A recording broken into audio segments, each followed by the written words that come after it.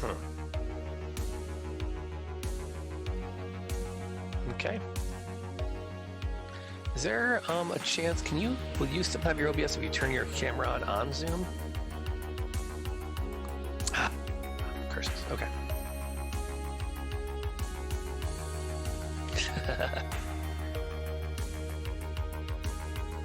Mm-hmm.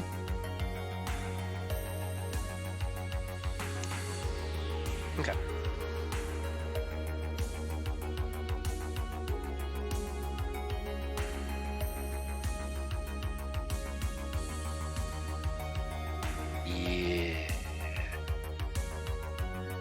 Yeah. Yep.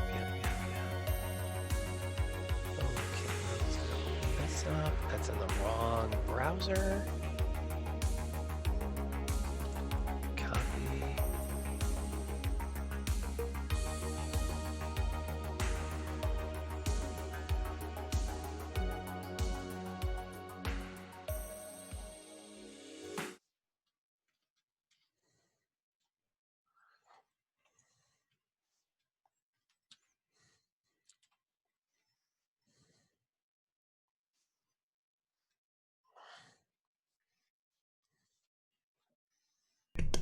Do you have that Twitch up right now? Yeah. Yeah. Yeah, I can see us. Okay. So It's going to be a little bit delayed getting visual cues from you, but I think I'll be okay. I will pause between every word. Oh, God. Oh, not the Shatner effect. Yes, we will talk like Shatner tonight.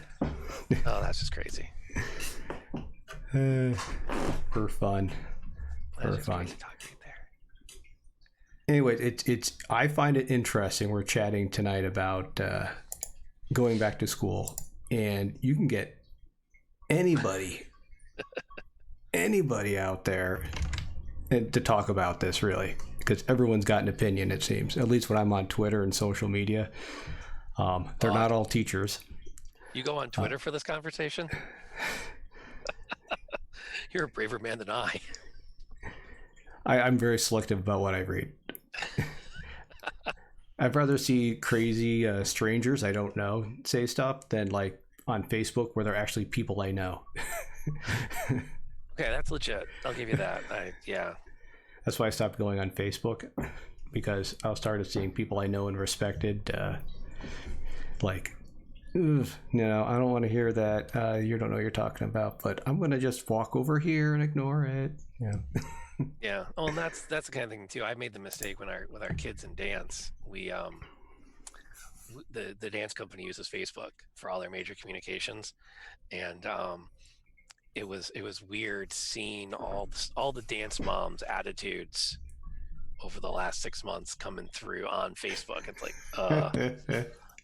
I like bringing my kids to dance more when you were just someone that we talked about the weather with while they were in dancing. Exactly. Funny, my oldest daughter watches Dance Moms, the TV show. That's like one of her things. Oh, wow. Okay. I don't know if you're familiar with that. Oh, yeah. Yeah, I've seen some highlights and gone, not my speed. I'll just flip over this other, nature documentary where we can watch a lion bring down a gazelle. That's a lot easier to stomach. Yeah. Yep. So I did have some questions lined up. First, I don't know that much about you. If you just, we just kind of met on Discord, like in the past week or so. So if you want to say something about yourself, and I'll talk to you about a little bit about who I am, and we'll go from there. So introductions. Oh, my name's Rob. I teach in Southeast Michigan. I'm a full-time math teacher. I've also taught physics, AP physics. I've taught programming, mostly because nobody wanted to for several years.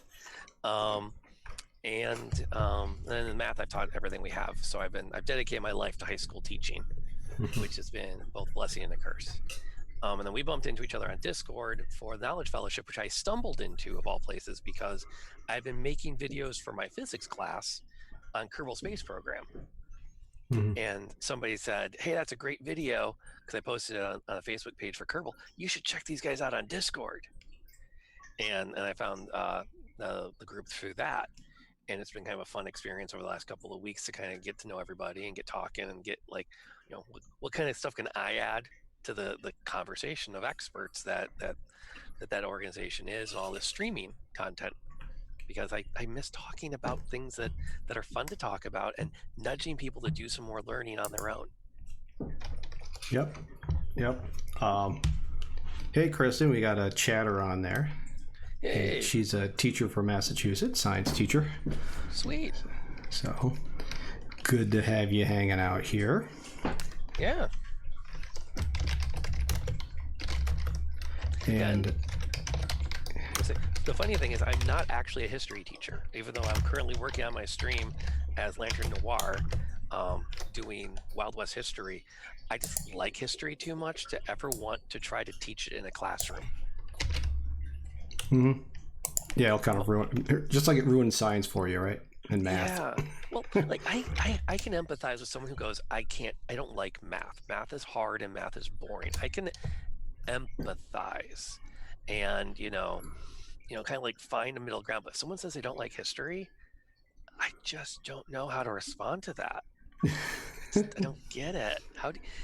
And these are kids that will spend weeks gossiping about who's fighting with who and who's mad at who and who wrote which tweet to who and how that pissed this person off and that upset them. Like, have you not read about Hamilton and Burr before the musical? Okay. Yelled at for being passionate. Another rant, just like your one earlier. So a little bit of information about me.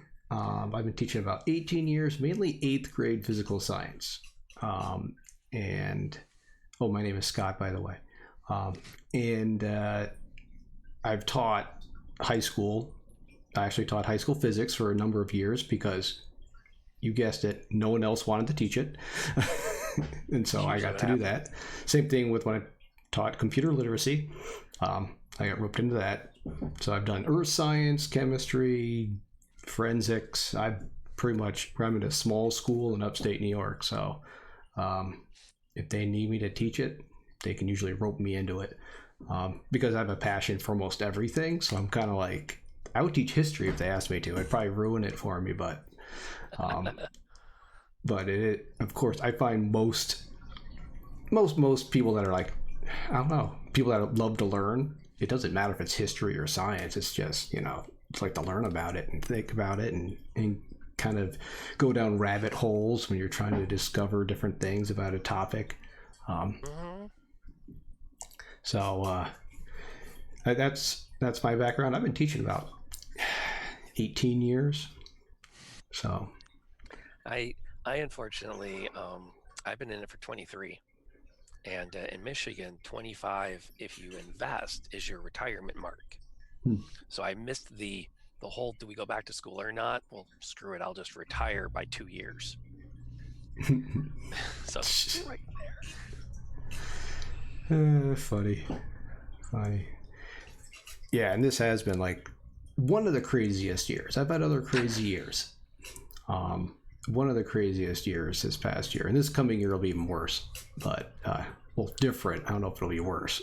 Well, and that's the thing is, like, this coming year should not have been worse because we have had so much time to be ready.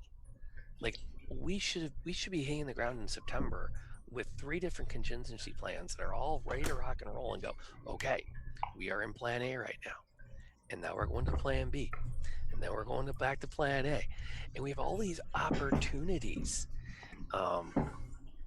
So, like, there's that. But I don't know about you guys, but I feel like my summer has been spent just marking time. Pretty much. Waiting. It's like waiting for the apocalypse. You know it's going to happen, and you're like... Like, you kind of... I think the funny thing, though, about you knew it was going to happen, you think back to March, and it was kind of like, oh, yeah, we might go back to school, right? We had no idea, right? I don't know about you. It was kind of like, okay, we're going to come back on Monday and, like, clean up our classes. Nope. And then, like, things just got progressively worse and worse. And then even in like April and May, administrators are still like, oh yeah, it'll be through this. We're seeing the downturn. And it was only when certain states started having that increase, and all of a sudden it was like, crap, people screwed it up for everybody. you know? There's a whole bunch of people that don't wear masks still. God dang it. Now we got to make contingency. Yeah. Well, and then hello to Team Unicorn. Hey, Team Unicorn. Right, thanks for being here. For the third time. Yeah, that's not unfamiliar to my end. Our board will be deciding, except they're going to be voting on the plan and revealing the plan at the same meeting, which is very stressful for me because I don't know what's going to happen with this one if her daddy has to go back into the classroom. And, right. And yeah, so I think we were hoping the tickle monster would get us up to bed tonight. So well, she could handle herself at home. Just... I'm talking to my friend Scott and the people in the chat, and we're discussing back to school plans. No, there's a sad face right there. That's a big sad face right there. Do you want to go back to school, or do you want to stay home with your brother and learn on the computer? You don't know. You don't know. Well, that's a good thing though, because Mom and Dad are gonna figure that out sometime. Okay. Why don't you go get your PJs on? Cool. And take the popcorn bowl with you. Thank you, sweetie. She's the youngest. We also have a 12-year-old who's going on 13. Nah, I have one of those as well. Yeah, and he's... So... The thing that gets me, and I don't want to spend too long just gabbing personal stuff, because I know you got your questions you want to talk about. Oh, whatever. This is the chat, low-key. Yeah, sweet. Then I'll also add, I had never heard anything about Hamilton and Burr, except for I had one friend who, like, hyper-obsessed over him, that pairing, about the live journal was the big thing at the time. And, like, she had, like, a whole live journal dedicated to Hamilton and Burr relationship shipping. But what's funny with me, I was saying my son, he spends about 6 hours a day on Discord with his friends. And there's a part of me that's like, man, that's just too much screen time. But I got thinking, when I was his age, I don't know about you, the summer I was 13-ish, we would just have our parents drive us to somebody's house, and we would just sit in the basement for like 6 hours, and we'd either solve the world problems, or we would take turns on the Nintendo, or we would play a role-playing game. And then I'm watching him, and they're taking turns streaming Minecraft to each other. They're playing Dungeons and Dragons. They're playing Minecraft together. It's like it's kind of what I did at 13. It's just at home. Yep. We're like, I had a sister. I know I talked to a number of other people from that generation where they would spend 4 or 5 hours on the phone with their friends, That's just on the phone. Okay, maybe I'll get some help from the chat on this too. I need a vote. Am I wrong to say that if he wants to be in a private conversation with anybody from ages 13 to 18, he has to be able to connect a rope from his current location to the wall of the kitchen? Just so he has to learn how to navigate that, like we did. Stick a cup up to the wall. Yeah, like, am I the only one that would stretch the kitchen phone into the next room and close the door? Oh yeah, I think everyone did that before there were the wireless phones. Right. Yeah, he's 13 or 12, about to be 13. So. Yeah, but you know what? That was a pretty secure connection, though. True. Unless the FBI had tapped your phone. Or you could hear, like, Dad, are you on the other line? Put down the phone. Or the one that would happen a lot, I'd be playing EverQuest when I moved back home after college, and we'd be doing something. I was like, we got it. And all of a sudden my character would just stop, and she'd freeze, and then maybe a spell would fire off, and the screen would go black, and I'd hear the shot from downstairs. I'm sorry, were you playing on the internet? Yeah, Mom, don't worry about it. Well, I can hang up. It's too late now, Mom. It'll take 15 minutes to connect again. You're good. And then 2 days to get my corpse. Oh, flashbacks is. See, I used to play EverQuest a lot too back in the day. Yeah. Before World of Warcraft, but I remember looking up in that game and thinking, wow, this rain is really realistic. And yep. I don't even know what my kids would see today. No screech of dial-up. Exactly. I kind of love that. I still did dial-up when I played Ultima Online. Did you play Ultima Online? That was like the first, yeah. And that used dial-up. That was crazy. The beautiful woman who yelled at me about getting a little passionate, that was our first MMO together. Ah, awesome. Yeah. Awesome. Although it's fun, tying back to Hamilton. Yep. Kid you not, one of the sound sequences where he's talking about connecting with other people for the revolution, Lin-Manuel claims he wrote the tune to match the modem handshaking sounds. I don't know how that's possible, I suppose. But the intonation fluctuation, he claims that was his inspiration for that tune, was to bring in that essence of his childhood of connecting with people through AOL. Yeah. Yeah. Yeah. I'll take him at his word. Right. So one of the things that we're talking about going back to school, don't want to disappoint our viewers and the chat they expect versus the chat they get, which is us talking about MMOs.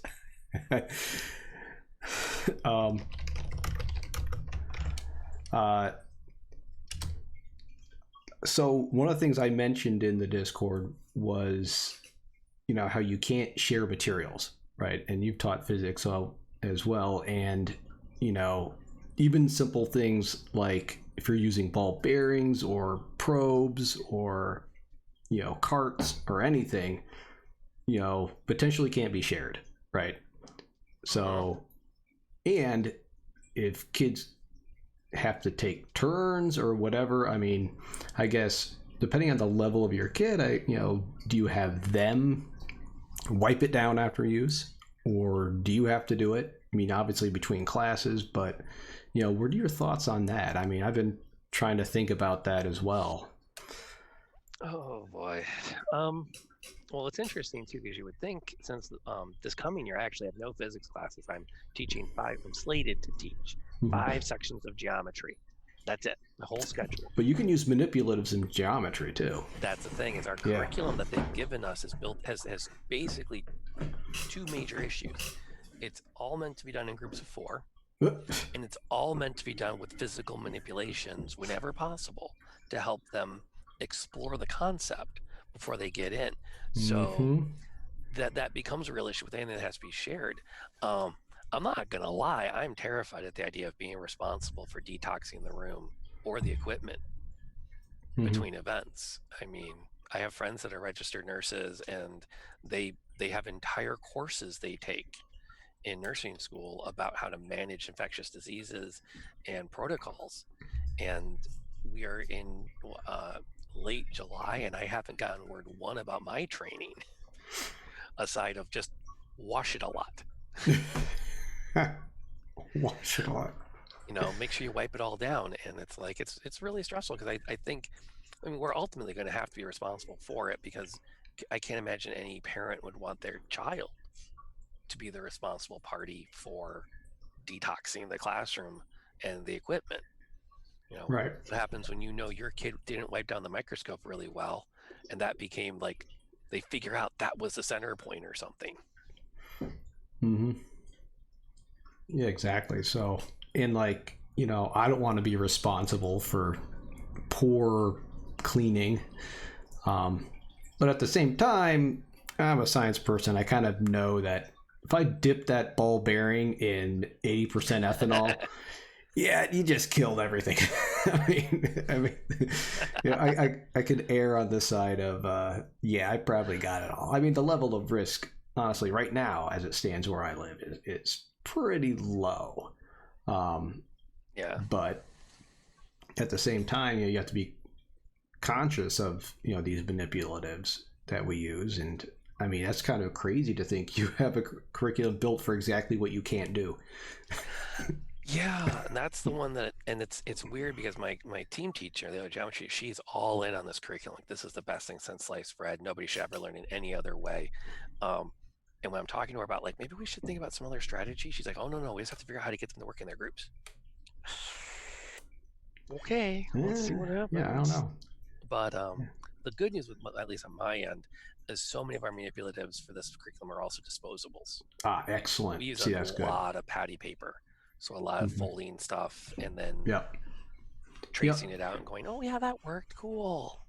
And that's kind of what I'm, it's funny how last year, and we'll talk about when we go back to Team Unicorns asking when we go back. But Yeah. last year I was trying to get away from disposable stuff, right? I'm like thinking of sustainability, which we were talking in a Twitter chat earlier. And I'm like, I don't want to use straws. I'm trying not to throw all this stuff away, all this Yeah. plastic. And guess what's going to happen this year? Disposable almost everything, right?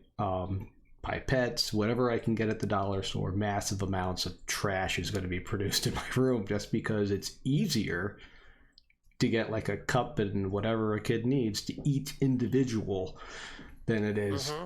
to try to clean and deal with all that. So unfortunately, you know, I two don't know steps about you, but forward and three steps back. one of the things that we've been suffering with and with sustainability in our building is that we use a lot of paper. And what's happened over the years, we've rebuilt our curriculum to go, okay, this book is good, but we only want to use 3/4 of it.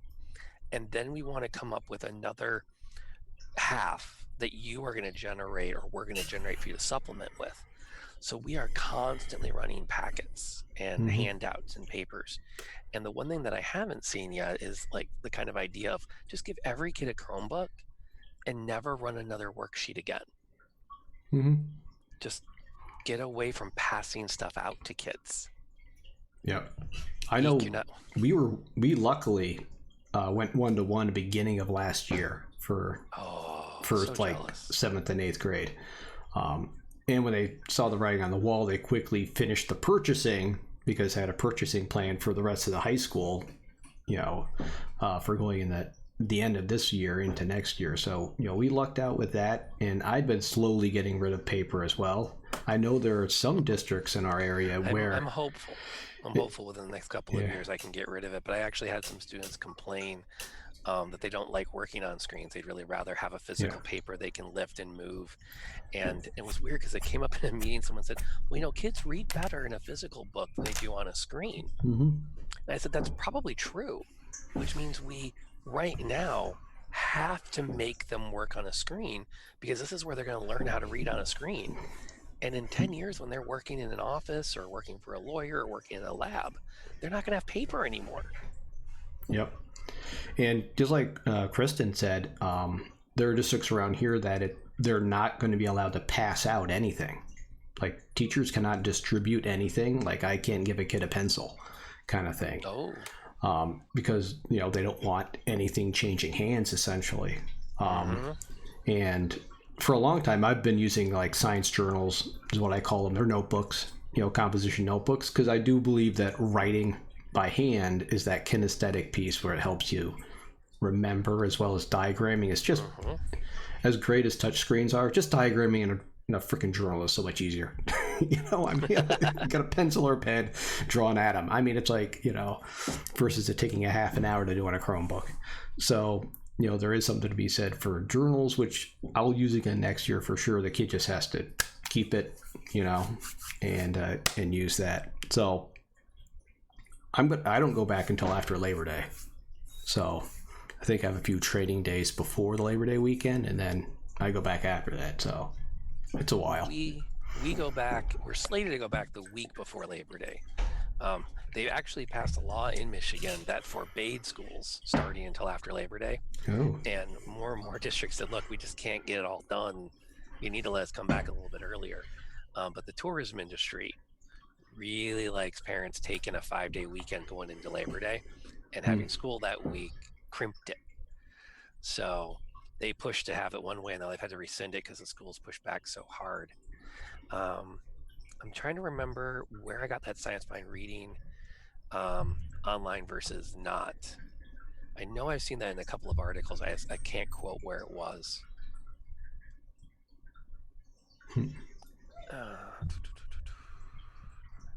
Yeah. Well, we did our survey while you're looking that up, and we have a good number of kids already that not everyone responded to our district survey, but a lot already said that they're not coming back regardless. And many are legit, like my kid has asthma and there's no way I'm putting them in harm's way, things like that, where it's like, you know what, I respect that.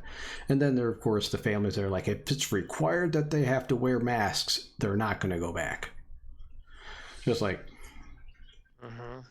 okay, have fun with that. You know, I mean, all right. I mean, yeah, it's not a big ask, but And that's a good point too. We have a little sample bias because we have the parents that are willing to be engaged enough to say something. I don't know about you, but during the March, April, May of this year, I had probably, I want to say 10% of my students went completely AWOL. Oh yeah, they just disappeared off the face of the earth. And we did I know our admin team worked really hard to make that contact so we could count the students' enrollment, but it became a case of like, no one's answering the phone, no one's responding to emails. For all we know, the family got them. They've all passed for as much as we can get a hold of them now.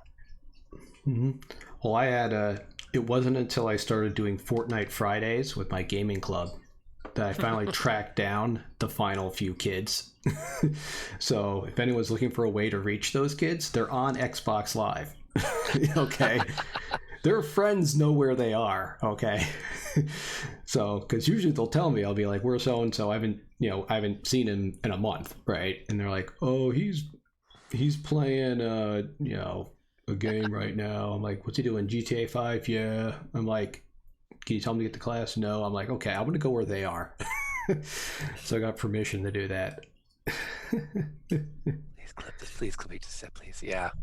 And that's I had a coworker who did she did Jackbox with her classes several times when this all got started, just to get them interacting with her so that she could get to know them a bit and get some pressure off. She also had to learn the hard way that you want to make sure you follow the rules in Jackbox to let you censor the content that comes in, because she had very quickly a couple of 10th graders doing things that 10th graders do. Yeah. I only had one kid on our Fortnite Fridays that I had to kind of be like, no, you can leave our group. Yeah. Get out. If you're going to talk like that, nope, not acceptable. But that was it. And just a same kid that would be doing that in class. It was funny. Yeah. So. This is I just put a link up. This is Sorry, you can't put the link up. Put it in the chat. Sorry, I don't have you. I should have given you like moderator status. Oh, I did not do that. You want me to put it in the Zoom chat for you? Yeah, and I'll just copy it over. Okay, that's fair enough. Oh, that's interesting. Twitch did not yell at me for doing that. From my point of view, it went up. It was probably my other moderator thing. So. No, but yeah, this is I did kind of went over and looked. There's a ton of articles that all kind of say the same thing, which is that physical book. I don't know for sure exactly why that's the case. If it's the tactile sensation of physically holding the book, or if it's the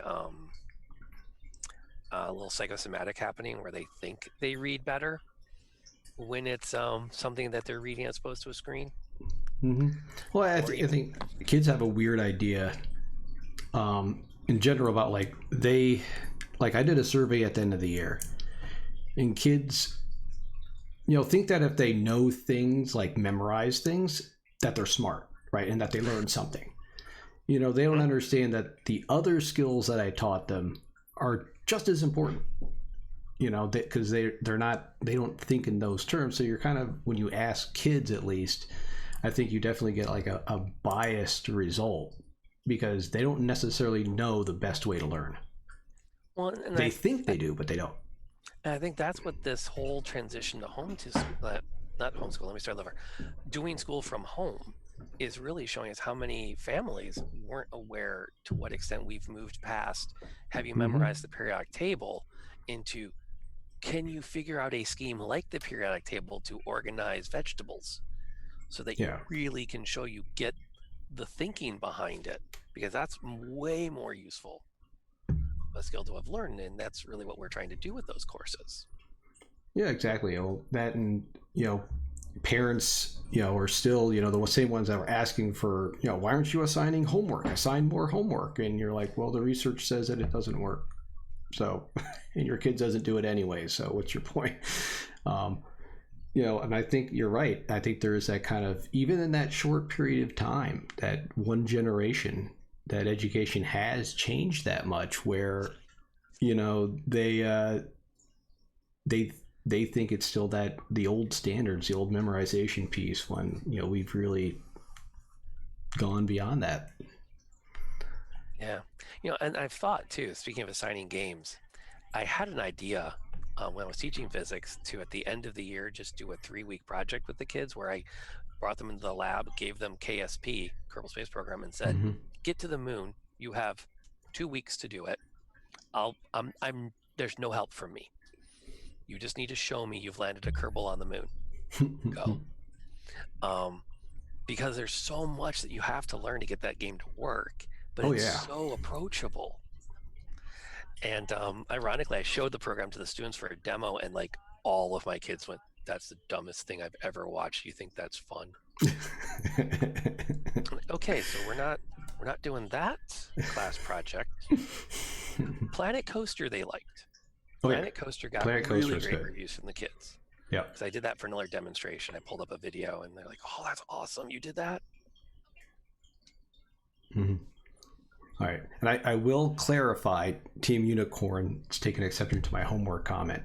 I do assign homework. It's not that I don't assign homework, but I assigned a lot of homework in the spring because it was all done at home. No, but a lot of the homework I used to assign was stuff that had to be done at home. Like they would survey their house for energy efficiency, things like that. Talk to parents about a topic, or I tried to make sure that it was something that had to be applicable or used at home. It wasn't something they could actually do in school. And usually it was stuff they wanted to do, like games. Often they would play at home anyways, just because they wanted to. So I don't assign a lot of homework, but sometimes it's there.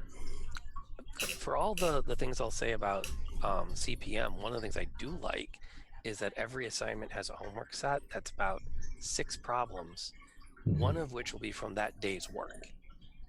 And the other 5 will either be from all the way back to a year ago to a preview problem that we're not going to tackle for another month. And the logic is that 30-minute piece every night of just practice and exposure and review, which I like. I think that was, if you're going to do homework, that's way more effective than here's 50 problems that match what we did in class today. Yep. I will say that I memorized all of my formulas for like volume and area because I did hundreds of them in 9th grade. Okay. Hundreds of them. So let's check here really quick. Volume. Oh, you're going to quiz me now, aren't you? No. Okay. In less than half a second, Google found 68 million hits for that. Yep. That's what's happened. And guess what? In less than half a second, I knew it. And the thing is, it's not even the formula I would use. Because it's the length, width, height, all divided by 3, which I think, I'd rather write it as 1/3 to emphasize that it's a fraction of the solid. But that's just me being pedantic about geometry.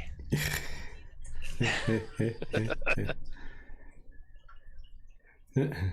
I like that idea of you don't have assigning homework, it just gets done if they need it. I think that's, if I had kids that could do that, that would be great. Yeah.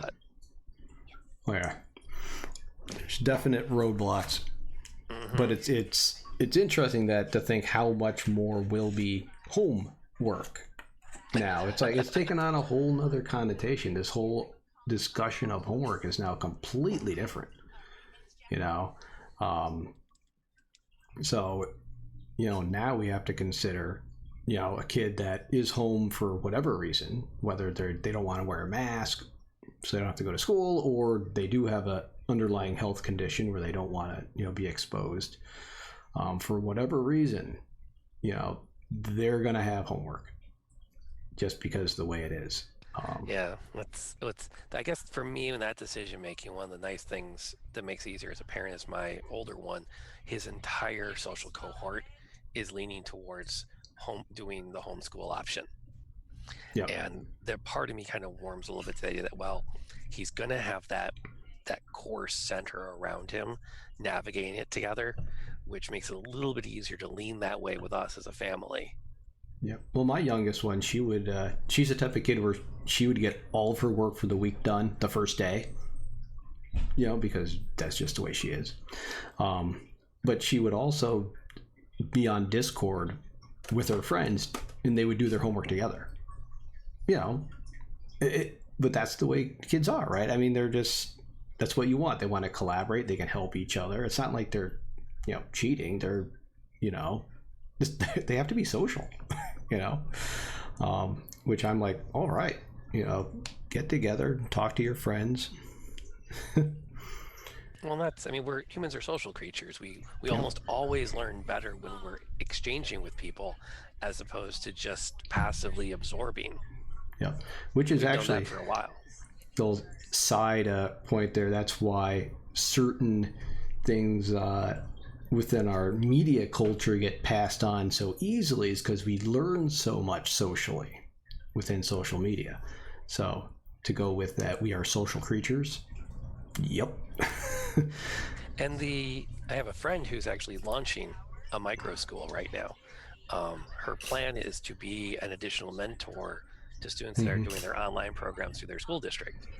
So like another person that's an expert in her case, English, to say, I trust the school, but if you want to add another, we're all going to meet the 5 of us once a week on Zoom, that's an option.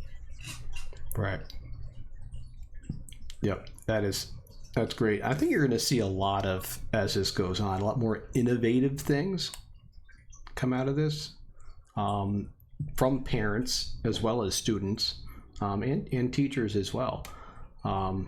Where, you know, Discord is a huge one. You know, I posted on Twitter today about one of the responses I read from a student in the survey was that more teachers should use Discord, you know, to communicate with kids. I'm like, that's how a lot of them communicate, you know, but Yeah. I mean, of course there's, you know, lots of reasons not to, because your administration won't let you, blah, blah, blah. But That was something, even before everything went pear-shaped, I pitched in a department meeting. I said one thing we could consider doing is to give every student group a Chromebook, get them all into a chat program, and then they don't raise their hand to have us come over. They just send us a chat request, and we don't leave our desk so much as we just send stuff back to them.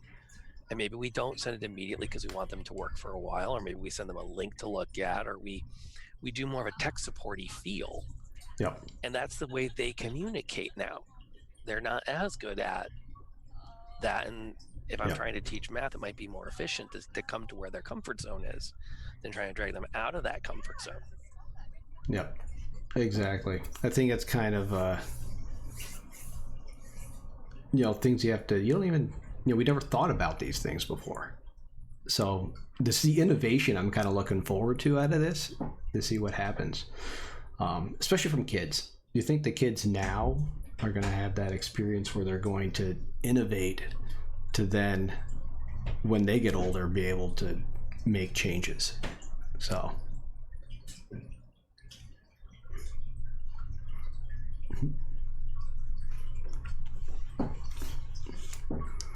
Oh yeah, kids get excited. Hey, so That would be the 12, almost 13-year-old. Nice.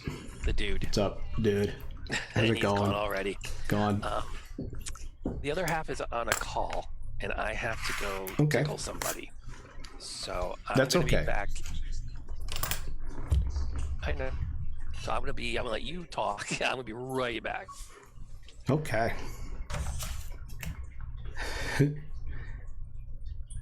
Hey, chat.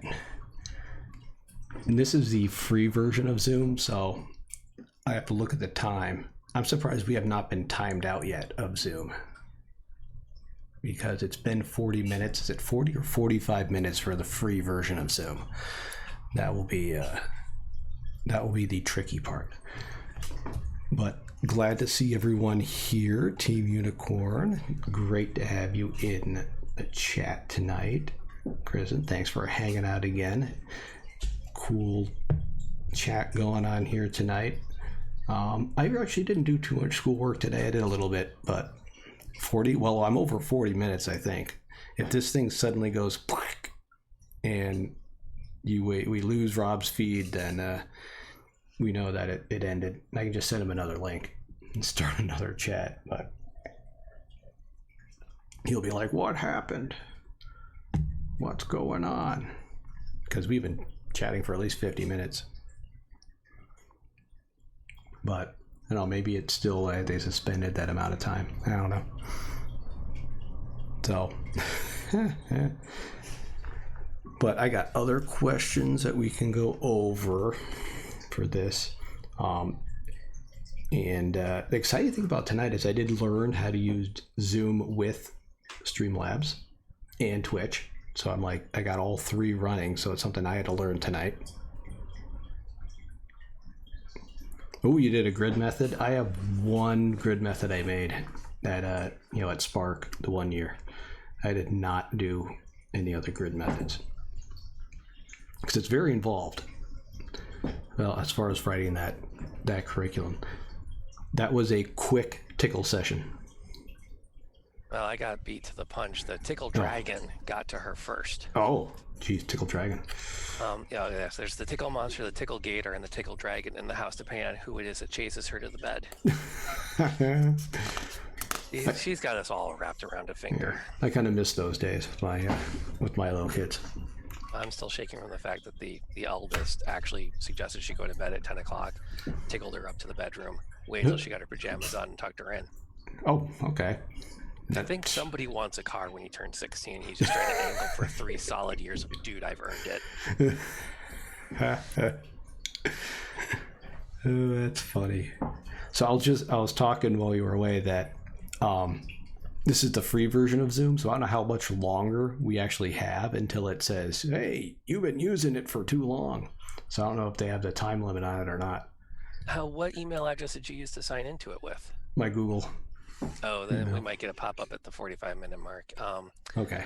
We should have discussed that earlier because I have unlimited time. Because I signed up as a teacher. I used my EDU address, and they're like, oh, yeah, no, you use it all you need it. Yep.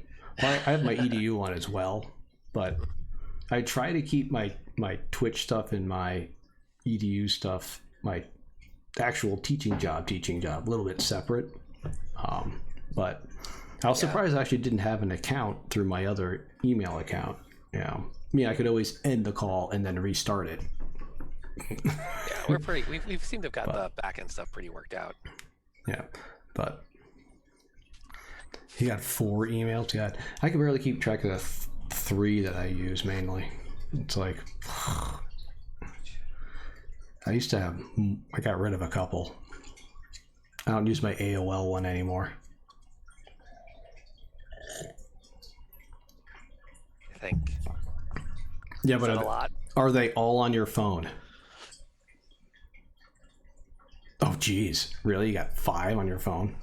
And my teaching one is not one of them because I absolutely refuse to get school emails on my phone. That's a line I drew in the sand. Okay. I do not want those to come to my phone. I will get to them when I get to them. I respect that. That might have to change depending on what happens.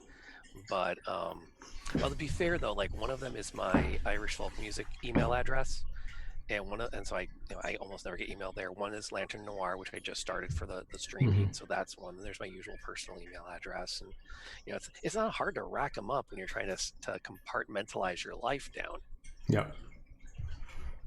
Yep. It certainly is not. Two Google through. I do have a Microsoft one too. I just never use my Microsoft one. Should I might have one of those too? I have a couple. I gave one to Xander because we got him signed up for Xbox Live before he had an email address, because I wanted to have him have his own gamer score way back when. And so he actually got one of my email addresses. Yeah, for my kids, I did the trick. You could use your Google and just do plus and then a name, and it would direct emails to that address to your email, but it would count as like a separate account when you logged into someplace. So I did like, my email address plus my daughter's name when I made her Minecraft account initially back in the day, because she was like, 6 or something. I'm like, you don't need to be getting the emails. Like, I'll get them, but I also I want you to have your own presence, and I want to have my own account as well. So that worked out fairly well, but that's not a feature that's used much anymore, I don't think. So, but we're up to 46 minutes and they haven't kicked us off yet. So, hey, and maybe I'm on the free trial for the first month or something. It's not impossible. Not impossible. If I remember right, there's usually a time elapsed in the window to help you keep track of how long you've been on, so you know when you're going to get booted. And I think we are spared that on our end tonight. Yeah, so I do not see it. We will thank whatever technological gods we need to thank, and if we cannot thank them, we thank Joss Whedon as the stand-in. Okay, here we go. Yep. So, last thing we'll talk about tonight. Earlier, I know on the Discord we were talking about tests and quizzes, and in portfolios as well. And how, basically assessment. So what were your thoughts on that, Rob?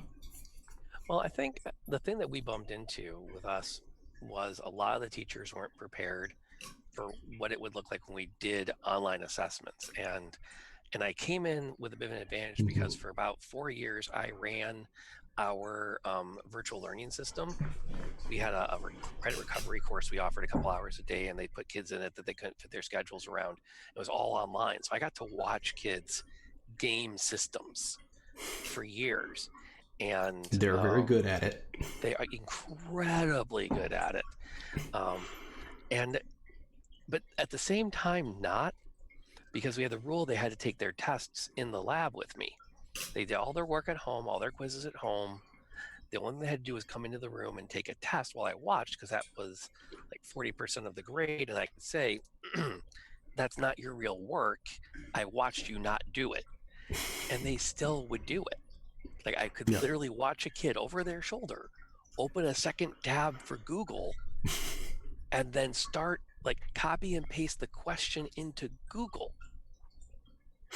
And then look at the answers, because it's the online course, somebody's already posted every answer to every test question.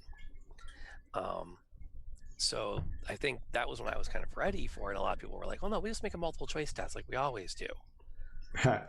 No, right. No, those aren't okay. I don't want to rock the boat enough that anyone falls out, so if that's what the group wants to do. Well, it kind of surprised me that it surprised some of my colleagues. They're like, they're not actually doing anything. They're just looking things up. I'm like, you didn't think this happened already? I'm like, that's why I ask ungoogleable questions. Well, they still Google it, but and that gets into things like when we started the process, we had little mini quizzes, and I wrote my quizzes to be things like, on step, halfway through problem 7, what was the reason that we wrote x equals 73 and then x equals whatever? So that if the kids had gone and looked at the answer key, they still had to like process the why of it, because that's what I want to know. Were they thinking beyond, did I look at the answer key and see if I got all the problems right?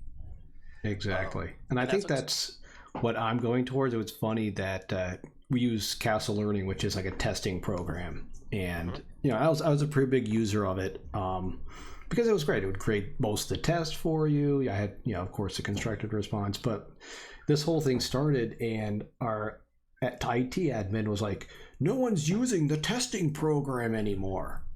I'm like, "Why would you?" I'm like, it's completely unreliable now. I'm like, I'm like, why would I use it at all? And like next year, I'm planning on not using that. I mean, I'll do things like quizzes and things like that to kind of have fun with learning the vocabulary and terminology and things like that.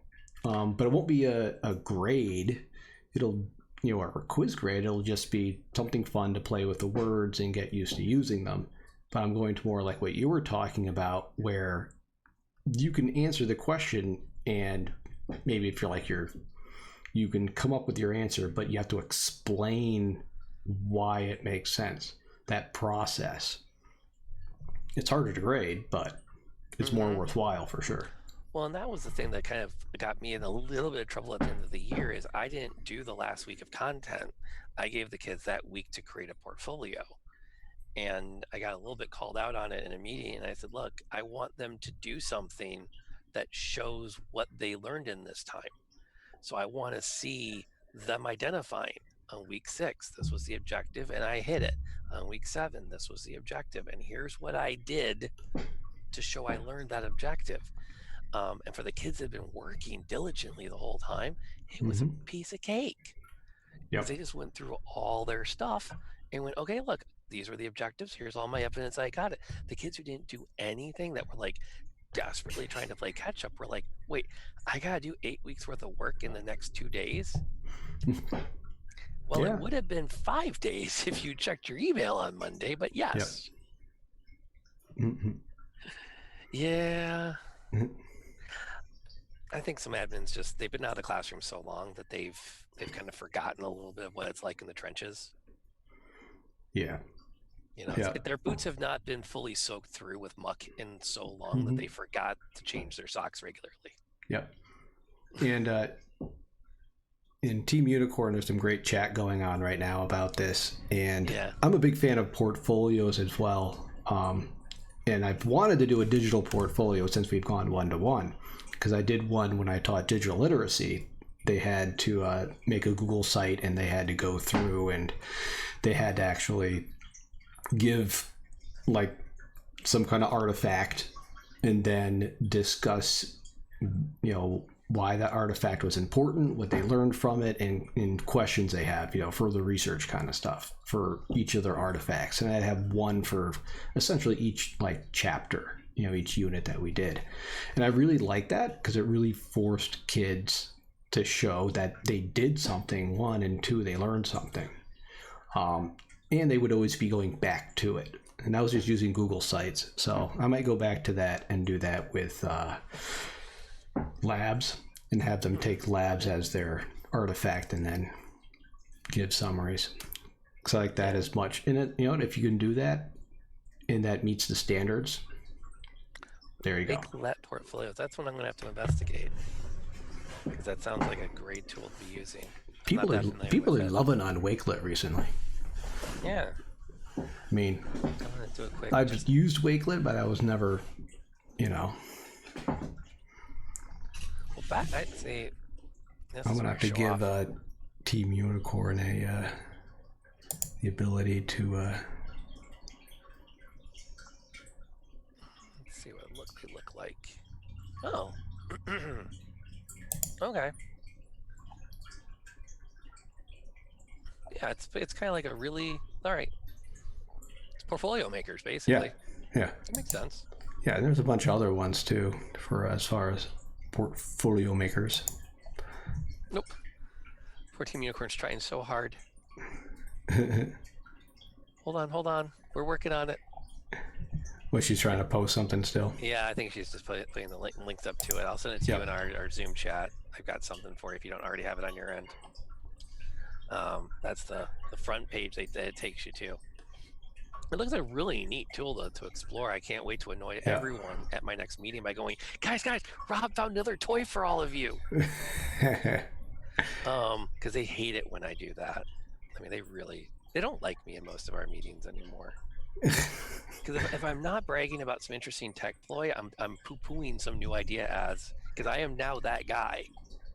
Well, yeah, we did that back in the 90s and we stopped because it didn't work. And they don't like it when I say that.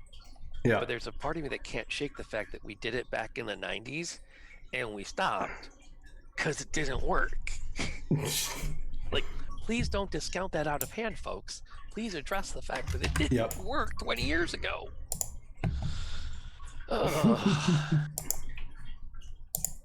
Funny. Yeah. Funny. Work. Yep. Oh, and an ambassador for it too. Oh, that would be okay. That makes sense. Okay, we see your angle. Now. Everyone's an ambassador for something they're passionate about. I used to be an ambassador for like 3 or 4 different things, and I was kind of like, eh. Well, for the longest time, I was the guy they always sent to the Michigan Area Computer Users and Learning Conference. So I got to spend like a whole day walking around with vendors throwing every new product at me, saying, check this out. And then I come back with this bag of swag and go, guys, look at these toys. And then they tell me to shut up and go back to my room. That's okay. And you're like, take all your toys back to your room and you have fun. Yeah. The worst was the first year I found, have you ever heard of ExamView? No. It's a test writing software, but it has formulas that you can code into it. So you can write a 20-question test and have 8 different versions, and the numbers in each version are different.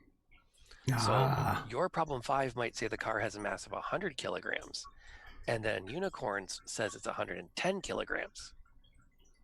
Nice. And then the answer key, if you do it all right, has all the right answers in it. That's crazy. Based on your formula.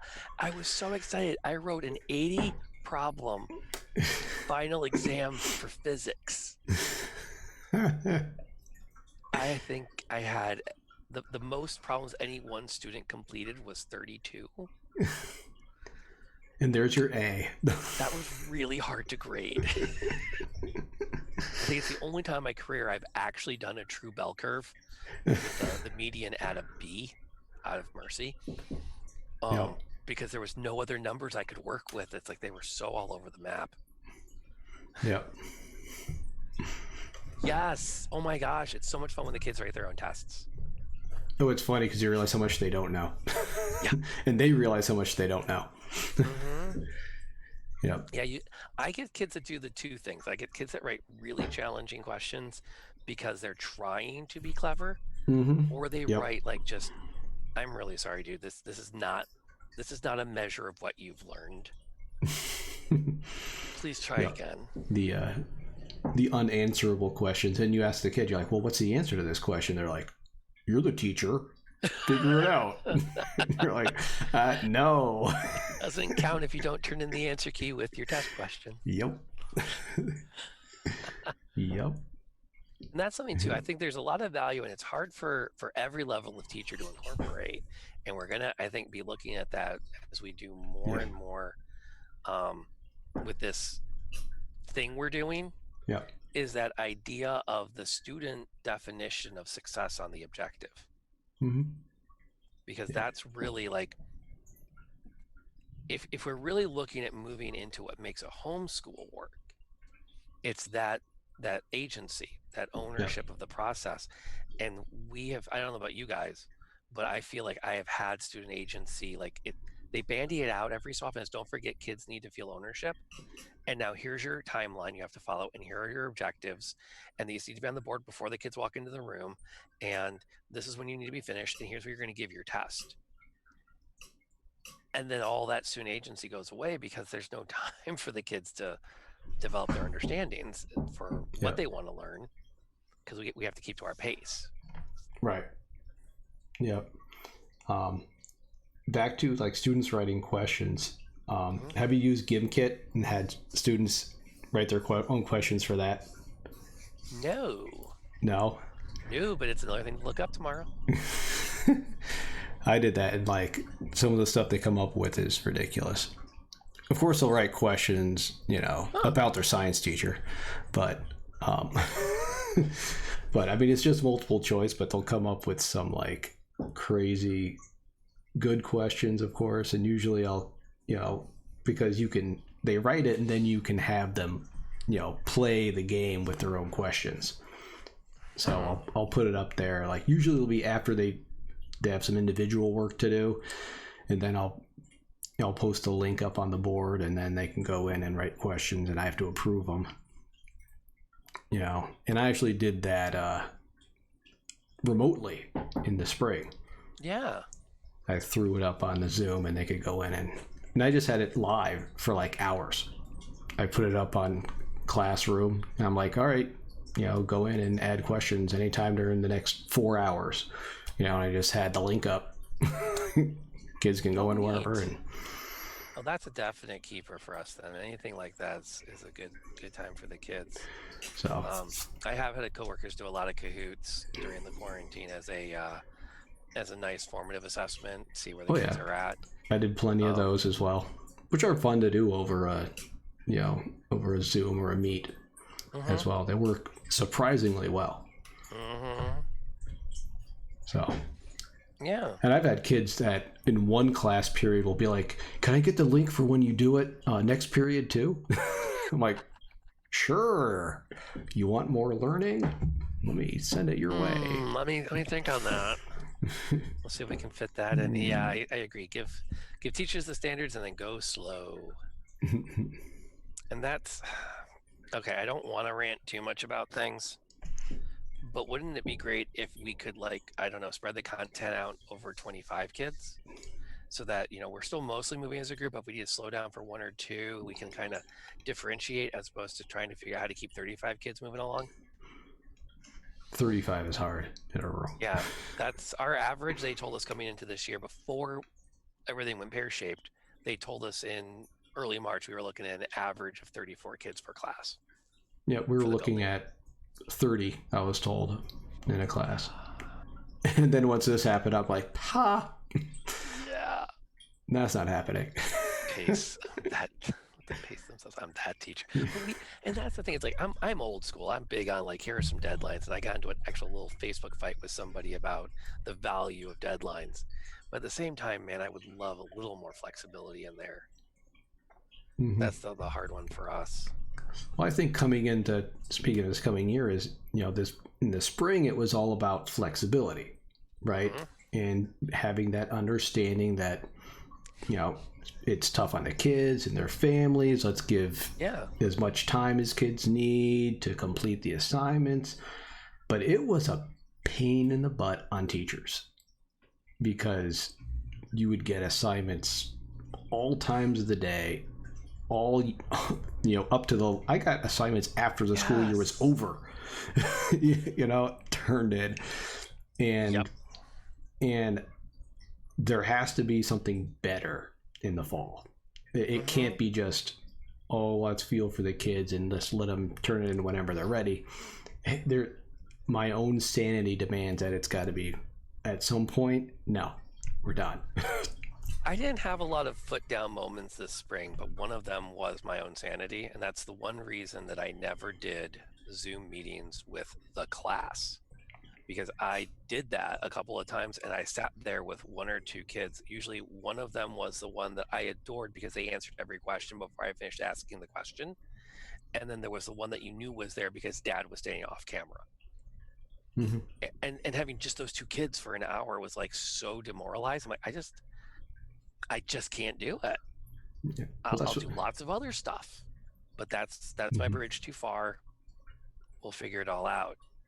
And yeah, the difference between deadlines and due dates is a really good, like, I think that phrase sums up what I was trying to get to in about 9 paragraphs on Facebook. Is that sense of, like, once in a while, the life does tell you, look, this is the deadline. If you miss it, you miss it. Yep. That due date versus the deadline. Yep. It's rough. Mm-hmm. But for my own sake and for all my colleagues, it's like you just can't, you can't deal with it, because the kids know. They're kind of like, oh, I have all school year to do this. All right, I'm just gonna sit around and do nothing till the last, because they're the kids like my kid who will do everything in the first day, and then they're the kids, the procrastinators, because that's who they are. That'll just wait until that last minute to do it all. But did you get anybody who said, can you walk me through whether or not I can still pass if I don't do any of this? Because I had one of those. Oh, I had those. He wanted me to do the math for him. I'm like, no, I'm not doing that for you. Here are the percentages. If you want to opt out, you figure out if you can safely do it. Yeah, my Zoom meetings were usually 15 minutes. And there might only be 2 or 3 kids in it, but I'm not going to keep them there for an hour. I'm like, if depending on what we were doing, sometimes they'd want to stay longer, and I'm like, look, if you want to stay and chat, sure. Kind of like they're saying in chat here, it's like, they need that social emotional piece of talking to Mr. Biter for another 10 minutes. I'll provide that. But I know some people that would have hour meetings every day with kids, and it's just like, that's longer than you would be if you were actually in school. We only have 45-minute periods. I'm like, what are you doing? Yeah. Well, and now the teacher that I did, my co-teacher, and she's the big, we can make this work online if we make the kids come at certain hours, because she used the Zoom breakout feature. So she'd bring the kids in for a 15-minute mini lesson, kick them out into breakout groups for 15 minutes, pop between all the breakout rooms, bring them back. I mean, she was like full on. That's cool. The kids were constantly interacting the entire time, which more power to her. I would have breakout rooms if I had more than 3 kids in my class. We're going to do breakout rooms. Each of you go to your own room. I settled for the personalized video every morning to say, hey, here's what the plan is today. Here's what I still look like. I'm still getting up every morning to put on a shirt and a tie, and I'm showered and shaved. I think once I joked about the fact that I might not be wearing pants, because usually I was. But yeah, and I think that's the thing too we forget in our district that Unicorn's bringing up. We are an incredibly affluent district, a suburb of Detroit, with a very not affluent, very tiny subpopulation, which is really awkward, because we say, look, we can't do that thing. We have this kid, we have 1 or 2 students who can't. It's just not an option to have that technology or have that book or have that resource. And then somebody always says, yeah, but how many kids is that? Because it doesn't matter if it's only 1 or 2. Geez. That's what it feels like in the back of my brain. It's like, I hope your next question is, if it's only 1 or 2, the district can provide it. Right. Because that's such a harsh, like, and that's what happened when Unicorn brought with the certain hours. It's like, because I said, look, I don't know if we can do it. Yep. So, but I still don't know how I'm going to connect with the kids. Yeah, that'll be the hardest part. Luckily I'm at a small school, and I knew a lot of these kids as 7th graders, so I kind of I'll know a lot of them already. But it'll be that much harder if we're not in person. I mean, I expect we'll be at least some degree in person, but it'll probably be, I'll see the ones I already know in school. Excuse me. So, but our district has, the one I'm teaching at is following the same plan as my kids' one, because I live out of district, and they're telling the parents you have the choice of either all virtual or all home. No one's offering a hybrid of the 2 for any grade level. So it'll be real interesting to see what's going to come out of that for staffing, because they haven't told the staff anything yet. Yeah. Well, I have my meeting tomorrow morning. We'll talk about our survey, so for our committee. So we'll see. They have to write the document in the next week to submit to the state. So. Absolutely. Well, do we ever do anything less than our best? Oh, I do less than my best sometimes. I'll If be I do, I honest. never admit it. You know, but the less than my best is still pretty awesome. So, My staff always the last to know. Yeah, that's a here's the other it's question true. I want to I want answered. If they want to open the school up to all the kids and all the teachers to come back, why is the meeting to decide to bring the kids all back in being held virtually? Hmm. Hmm. Because I don't want to go into the building. That's why. That's what. Not because of disease. I'm just lazy. I don't want to get in my car. Yeah, well, I'd I rather mean, just sit at my kitchen table at a meeting and have coffee. if the school board members were to say that, I would have so much respect for them. Like, just own the fact that you like the idea of having a school board meeting virtually. Like, okay, cool. I like that. But See, that's what I usually do during my meetings. I'm sitting there on TKF Discord, and I'm like, okay. I may or may not have, for another group I'm with during a group meeting, have been hunting for collectibles on Reddit online on my third monitor while the Zoom was running. Okay. The true confessions of a teacher. It's a mindless activity. It's mostly just pounding the A button to keep kicking my horse between map locations. It's not like I was like taking out bandits or anything. So, and my big terrifying thought too is they're going to make me come into the building and teach virtually from the building. You know what? Part of me, like, I would like to have the choice, because I'm the type of person I had a lot of trouble adjusting to working at home, because teaching, so much of it's hard not to bring work home anyways. I find with teaching, so being at home was even worse. At least if I was at school, I could have a better job of separating the work in the school, or at home. So if I could go in, the technology isn't as good as my stuff at home, but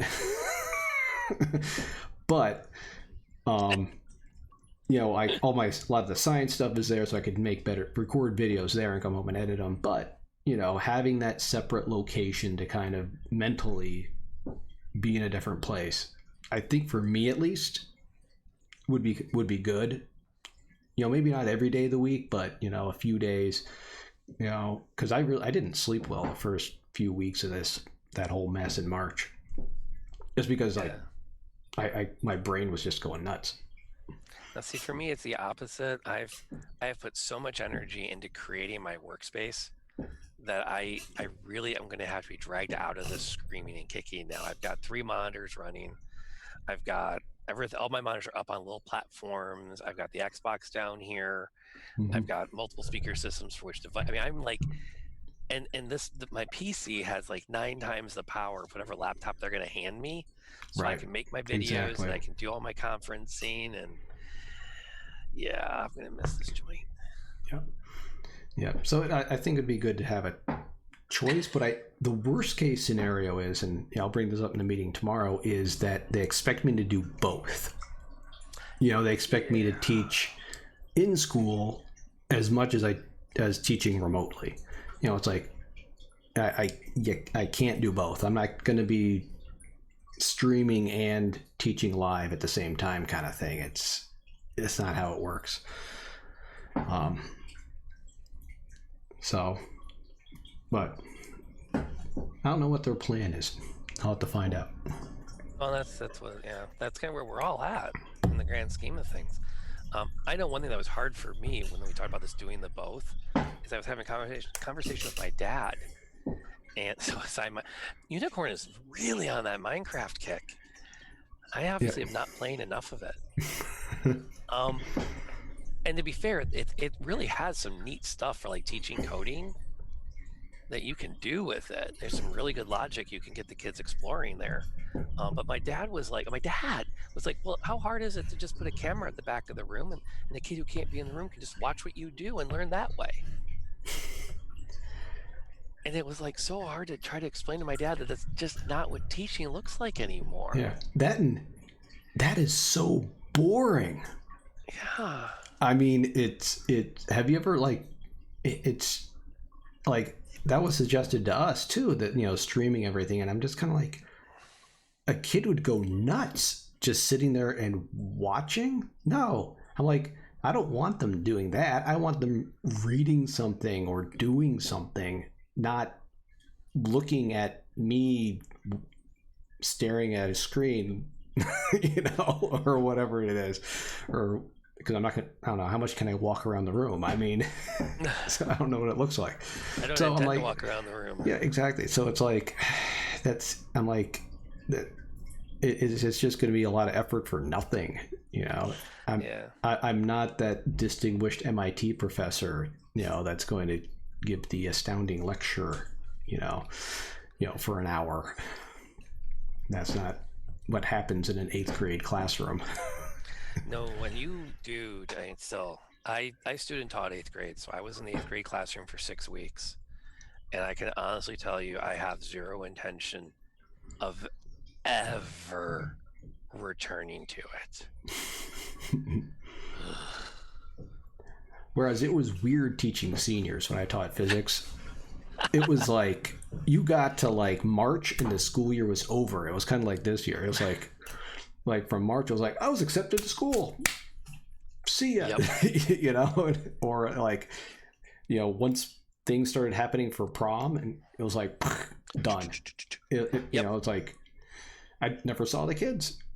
And I like seniors too, because you can kind of look them in the eye and go, look, if you don't pass this class, you don't graduate. So let's cut all the pretense with each other, man. You and me, we got to figure out whatever we got to do to make this work, because you want out.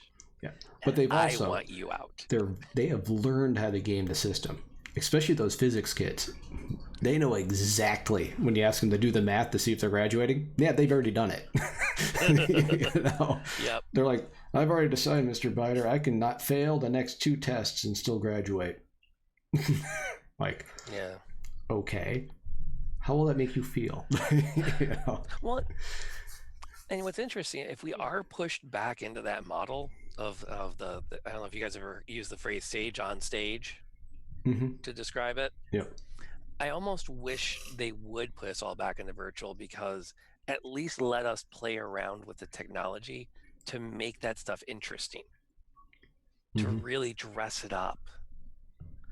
So it's not just me talking at you and writing problems on the board and have you copy them. At least let me add some special effects or something. Oh, I put lots of special effects in my classes. It was fun.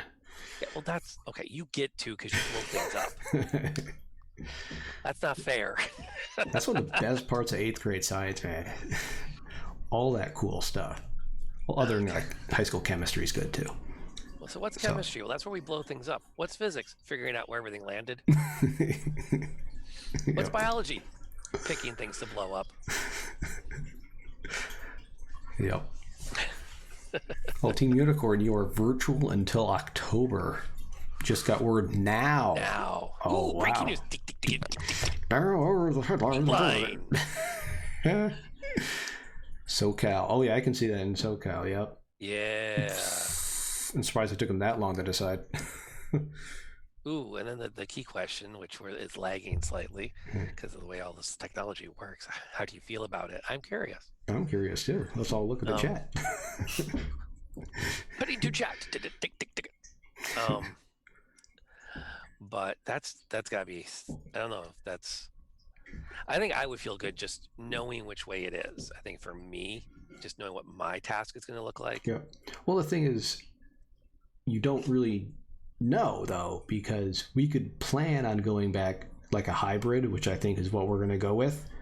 But then there could be a case, of COVID, or an uptick that week before or the day before school starts, and then that plan's all gone, So, you could plan for one and get the other. Yeah. I'm terrified in this state. What will happen if the governor steps in to shut the schools down and say, look, I'm saying it. And because we've had such a push, I don't know if you guys follow the news, Michigan has about 20% of the population that are very anxious to remove our governor from office. And I had to cut ties, for example, with the woman that ran the daycare we used to go to, because she had friends that were actively calling for the lynching of our governor. Oh God. And posting it on social media under their own names on her wall. So it was like, I'm really sorry, we can't be friends anymore, and you should thank everyone I'm not going to tell people about your business. Crazy. No, I'm the Michigan one. You're in New York? Yeah. Yep. I'm New York, upstate New York, not the city. Which, if we want to talk about the city of New York history, I have a PowerPoint slide presentation ready to go on the 1880s. Ooh, it's a You missed great that at time. the beginning of my the one you popped into. I had the whole backstory of how Siobhan got out of New York City and ended up heading out west. Ooh, So I had a whole bunch of fun little slides about it, and nice. it was not flattering to New York as a place. Hey, thanks for the follow, Auro101. Appreciate it. Hope you like the conversation. Late 1880s, I was like President Garfield. And one of his biggest enemies was from New York State. So at that time, I'm trying to remember his name, but there was the stalwarts. Yeah. But that was an interesting time. It was, and it's so neat because I love having stumbled into this stupid game, really, but it just has me so geeked about history again, which is so what I need right now, because researching history is keeping me from watching the news. Oh yeah, And which will right someday now- be history. Yeah. Oh, that was the advice I gave my kids last year when the school year was wrapping. I'm like, whatever you do to document what's going on, like keep putting up stuff on Snapchat, but whatever you can do to archive it and save it, do that. Save stuff. You know, if you have to print it out or put it into a Google Drive, because this is real. This is unprecedented. This will be in history books. Your grandchildren will ask what happened during the pandemic of 2020. And then you'll say, well, which pandemic do you mean? The one at the beginning of the year, the one at the end of the year, or the one involving the murder hornets?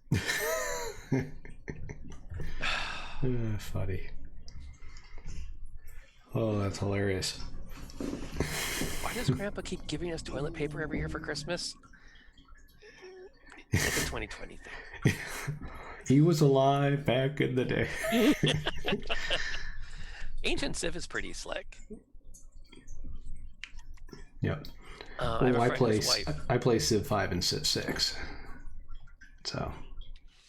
Yeah, my friend's wife is trying to get caught up on the Assassin's Creed series because she usually used to quote Gladiator when she was teaching. Yep. And now she can't because no one's watched it. Oh, yeah, do Assassin's Creed then. Yeah, so she's trying to get into doing Assassin's Creed and exploring that game to go, oh, so this is what everyone thinks about how this era happened. Now let's fix this because the EDU versions of those games are great. The just straight up exploration ones where you just walk around the ancient civilizations. Those are really good. So they take all the game elements out and it's just, well, there's some game elements in there, but you can just walk around and like tour, ancient Greece, for instance. I mean, God, I would still be there if I taught 6th grade in New York State. Whew. Yeah. Well, I once upon a time I made a pitch to the district to it was a department staff development. I was talking about gamification, and I was both talking about gamification like our classrooms, and also just, hey, let's actually look at what video games do teach just by virtue of being a video game. And one of the points I brought up was the things you learn that you don't mean to learn, but it kind of gets put in front of you. Like a lot of our kids for a few years learned about the Cold War from Call of Duty. Like they didn't know the Cuban Missile Crisis was like a whole mission series. So they learned about Kennedy and Khrushchev and the missiles being moved and the standing up because they had missions in the game that were all happening at the same time. And so there's all that back chatter. Yep. Well, then there's Call of Duty World War II. You know. Yes, I totally just gumble those together. Yeah. But oh yeah. But that was kind of gamification. Yeah, that's something else I played with for the rewards-based side of things. But That could be a if we whole were nother history hangout. teachers, Yeah. if we taught history, Well, I tried. There was a software package called Classcraft, mm-hmm. where the kids earned powers they could use during class for things like hints or homework extensions. But if they messed around, they lost hit points. Yep, And I've then they used have that for several years. Yeah. Okay. Yep. Yep. Then that's really on the nose gamification of the classroom. Yep, it's pretty good stuff. Yep, I'm debating whether I want to use it this coming year because a lot of the onboarding, takes place in class. And as you know, with games, the onboarding is like that essential piece. So I'm trying to haven't decided yet. Well, I can't really decide if I'm going to do it until we actually, see if we're going back to class or not, because then I can decide how I want to do onboarding, with the kids. Yep. So it's a tough. It's just tough. It's hard to know. Mm-hmm. Well, somewhere I remember the guys who make like the Candy Crush style games had a formula where you have to have the user do certain things within 30 seconds, and then you have like another 45 seconds, and if the user doesn't get a dopamine hit within those 2 windows, they uninstall the app. So you talk about onboarding, it's like there are people who've already they've done all the math, know how fast it takes to get people. Oh yeah. If you don't get them, you don't get them.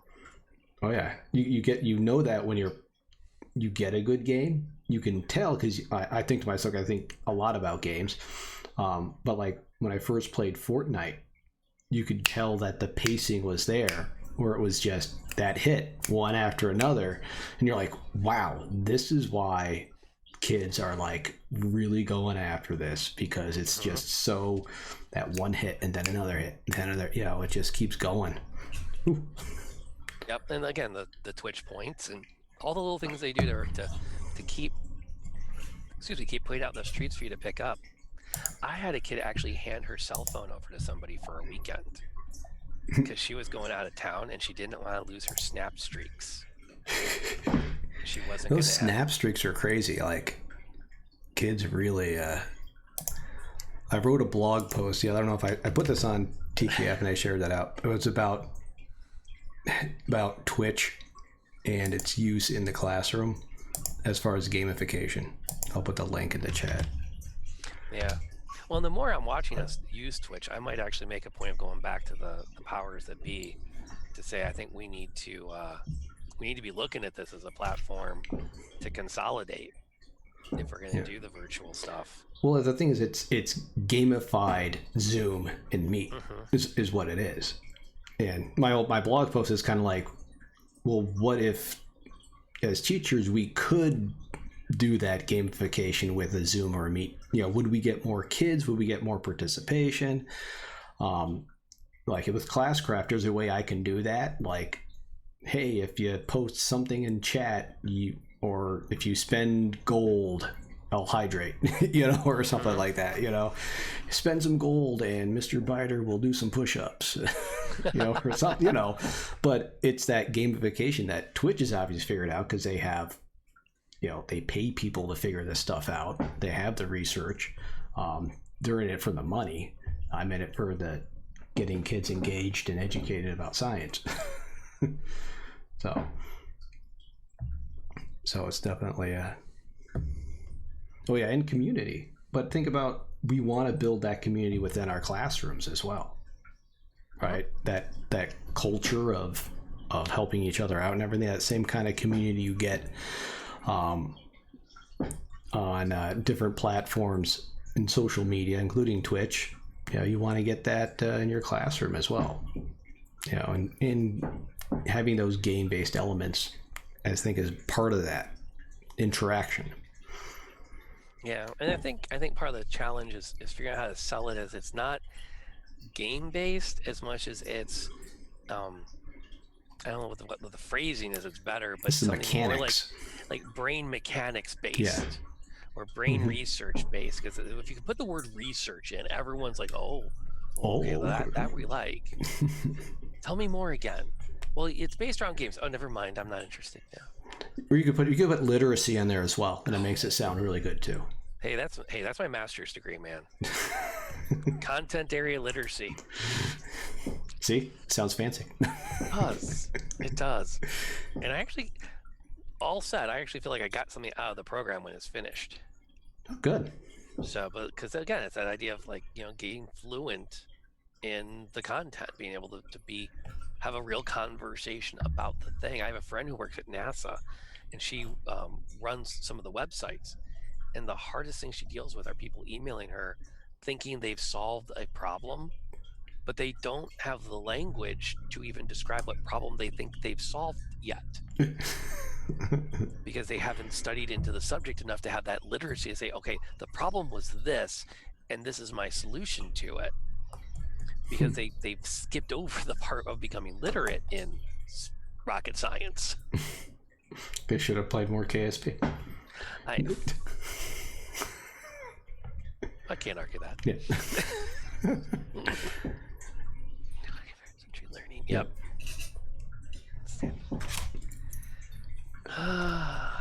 All right, everybody. I am ready to call it a night. It's after 11, at least for me. No, same here. Team Unicorn's on the West Coast, so she's got a few more hours. Yeah. But ready to go. Yeah, I do not have miles to go before I sleep. Another perk of working from home is the commute is so nice. Yep. Although, am I the only one who missed their podcasts after March started because you weren't driving so much? My commute was only like 15 minutes anyways, so okay. I really didn't. Fair enough. I would just turn on the radio and it would be... knows it. Nice. Yep. Hey, thanks for being here, Kristen. Thank you, Team Unicorn. Amanda. Thank you, everyone else. Yeah. Arwin01, thanks for the follow during the chat.